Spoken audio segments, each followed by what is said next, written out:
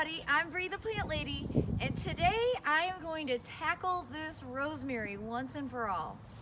So I shared with you last week in a garden tour that this rosemary was sick, and it really was as simple as a Google search.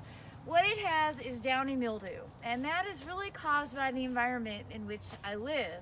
It's hot and it's humid, and even though this area is full sun and it gets as much airflow as possible, it's still really causing this plant to suffer. So I was thinking about just cutting it down, seeing if it would re-sprout. That's usually my approach because I'm kind of a lazy gardener.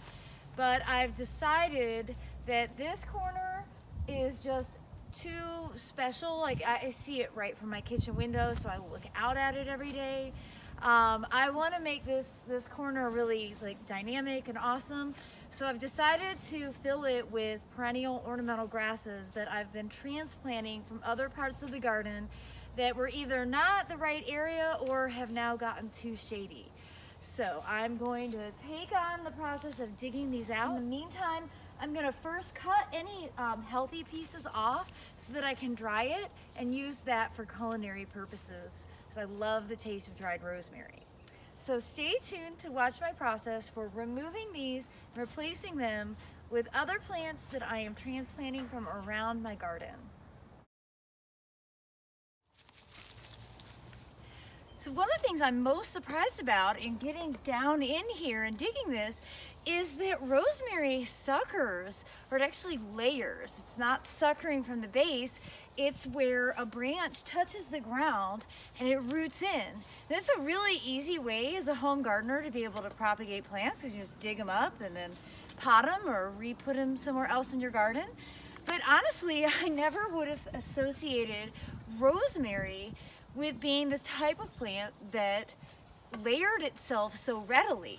So I've actually saved a little piece because I can't stand the idea of having no rosemary in the garden right now. But so because it layered itself, I've saved just a little corner, and now I don't feel any guilt whatsoever for ripping the rest of this out. But the process of doing that so that I don't completely compact all the soil is that I'm actually coming through with pruners and cutting off some of the areas where the branches layered so that I can just dig those plants out individually. Good pruners, you'll never regret having good pruners. And see this one, it's rooted a whole bunch of places. Just getting in here, kind of getting down to the base of it, and then, oh, check this out.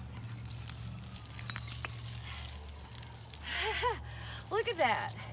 That is just, you know, a branch that laid down on this beautiful fertile soil that I've created and rooted right in. So if I wanted to put this somewhere, this would be a perfect piece to get started. So as you can see, these were huge plants, and it already looks a million times better with this area cleared out. I hope this will motivate you to tackle a project that you've been putting off.